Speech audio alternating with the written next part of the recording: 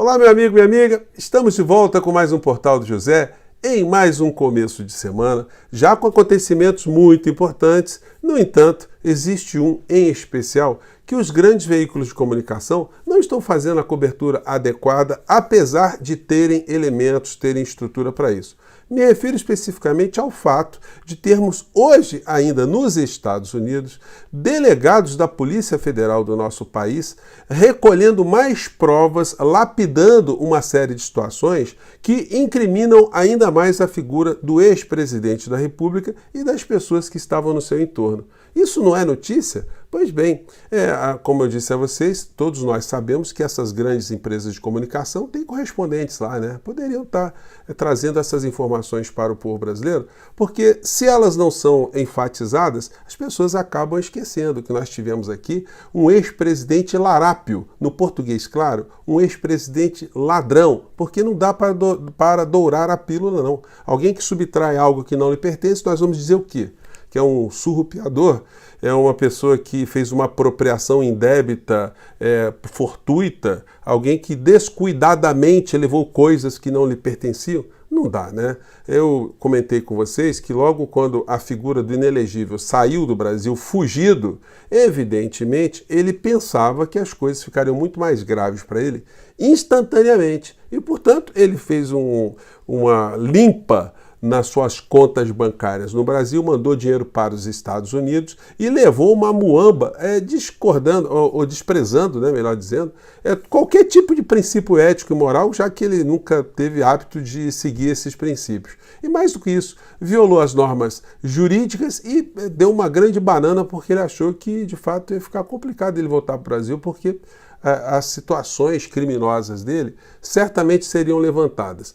Infelizmente, nós tivemos no Brasil uma anomalia, uma aberração na Procuradoria-Geral da República que fez aquilo que a Constituição não determina, né? A Constituição diz que o Procurador-Geral da República é o responsável pelas ações penais contra o Presidente da República e outras autoridades, mas o Augusto Aras funcionou como uma espécie de advogado da figura do inelegível e de todas as pessoas que estavam e ainda estão no seu entorno. Então isso dificultou e atrasou bastante uma série de desdobramentos. Bom, eu vou conversar com vocês sobre alguns aspectos dessa operação, como é que ela está se desenvolvendo, apesar dos veículos não estarem te informando a todos nós, e também falar mais uma vez de uma grande aberração que envolve a figura do senhor Elon Musk e bolsonaristas aqui no nosso país que estão acreditando que esse sujeito não tem mais o que fazer na vida.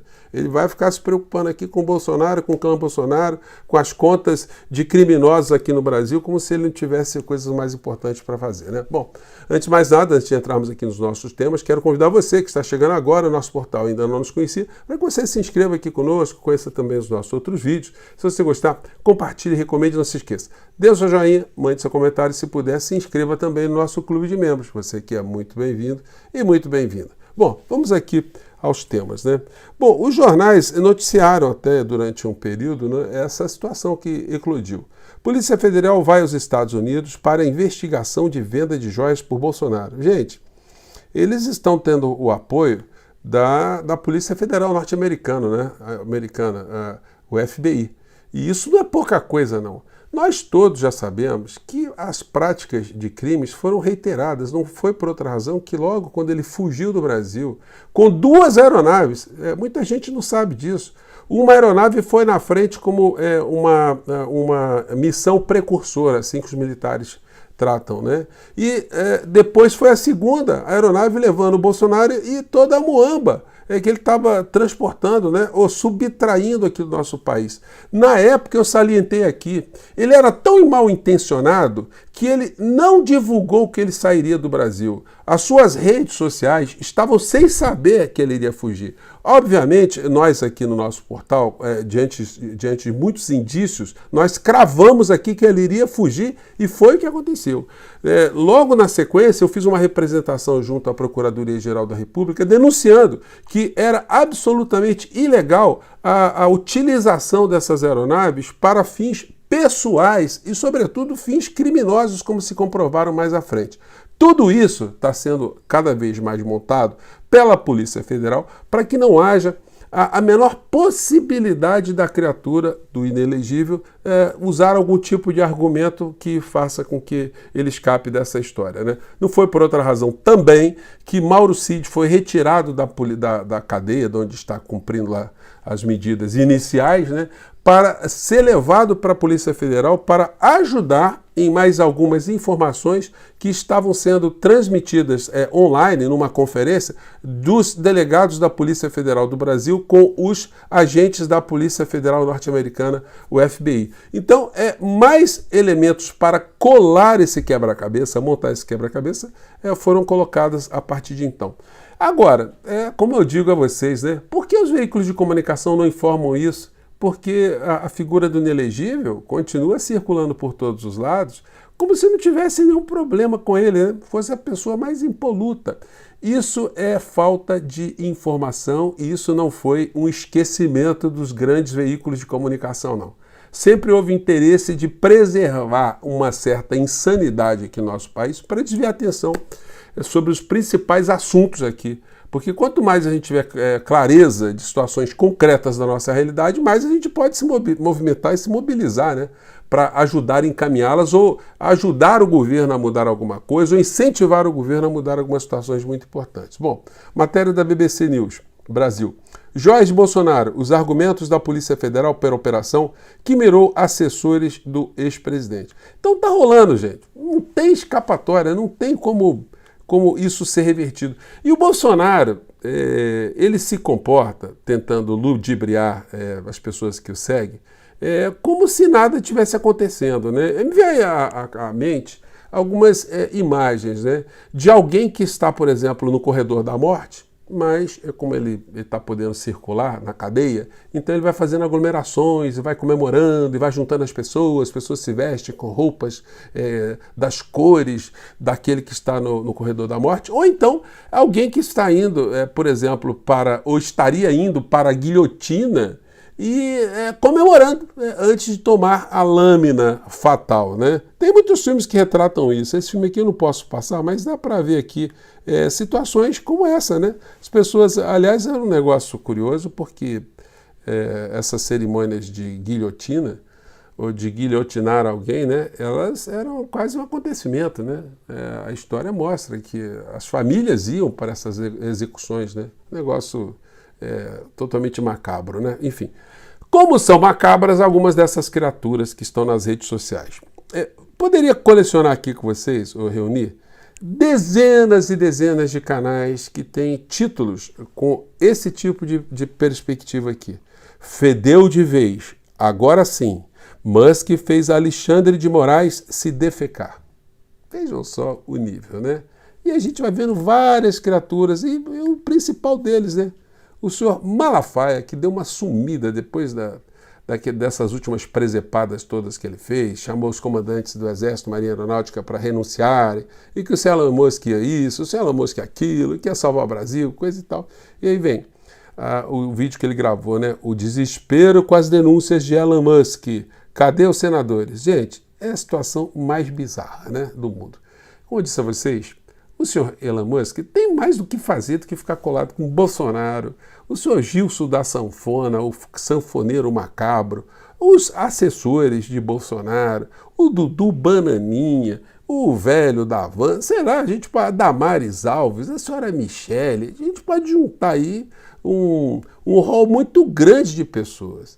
E aí a visão que me vem à cabeça é de alguém, essas pessoas assim que estão andando pelas ruas, de repente elas se deparam com um morador de rua, um pedinte, uma pessoa que está numa situação muito ruim, né? Mas eles desprezam completamente e alguns ficam até irritados, né? É mais ou menos isso. O senhor Elon Musk olha para essa gente, qual é a identidade que ele tem com essas criaturas? Pelo amor de Deus, é um negócio impressionante. No entanto, essas criaturas do universo bolsonarista continuam ainda nessa bajulação permanente, eles continuam acreditando que a figura não tem mais o que fazer. O que ele fez nesse domingo? CEO da Tesla, Elon Musk inicia viagem surpresa a Pequim. Por que ele foi para lá? Porque a situação para ele não está nada boa não, gente. os negócios, os assuntos comerciais dele lá estão muito complicados. Aqui tem um analista aqui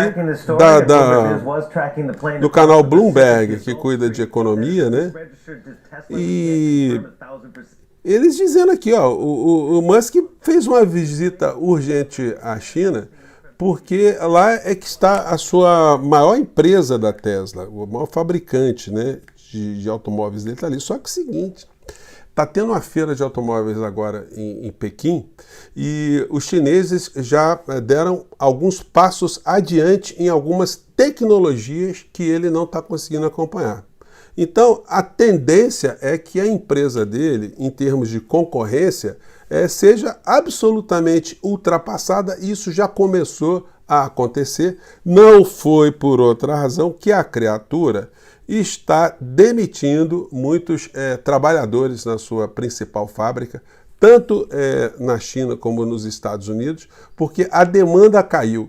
Então, uma figura que está com esse abacaxi quilométrico, né, ou estratosférico, gigantesco nas suas mãos para descascar, ele vai ficar preocupado com Bolsonaro e com essa turma toda? E com detalhe, né? Ele também não tem lá nenhuma sinceridade no que ele anda fazendo, não. Acho que ele está bebendo, está tomando algumas coisas ali que tiram ele do sério, do centro dele, né? Porque quanto mais ele se aproxima dessas criaturas, mais ele fica contaminado. E, ao mesmo tempo, ele tenta passar um discurso que é absolutamente bandido também, de que ele luta pela liberdade, enfim. Porque se ele lutasse pela liberdade, se isso fosse uma coisa do âmago dele, da essência dele, o que ele está fazendo na China, já que seria o principal concorrente dos Estados Unidos, já que ele agora é norte-americano? Por que ele está lá, já que ele critica, né, a falta de liberdade, inclusive porque a empresa dele, o X, lá na China não pode operar? Então o que está fazendo essa criatura lá? É muita incoerência, é muito banditismo, né? Algo parecido com uma coisa que aconteceu aqui no Brasil, que vale a pena a gente relembrar, né? Na época da ditadura militar, que começou em 1964, nós tivemos aqui um empresário também que resolveu investir em comunicação no Brasil, no momento em que não havia liberdade para absolutamente nada. E esse empresário foi o senhor Roberto Marinho, que criou a Rede Globo de televisão em 1965, em plena ditadura.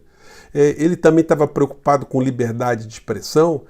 O sistema de então, que não mudou até hoje, estava preocupado com alguma coisa de fato ética e útil para a formação cultural, a formação política do povo brasileiro? Bem, eu deixo essas perguntas aí para a sua reflexão. Gente, a gente volta no nosso próximo Portal do José. Eu sempre gosto aqui de trazer alguns elementos além das notícias, dos fatos do dia, né? Espero que os veículos de comunicação tragam mais informações sobre a figura aí do inelegível e as consequências das investigações nos Estados Unidos. Eles vão trazer, vamos aguardar. Um grande abraço, tchau!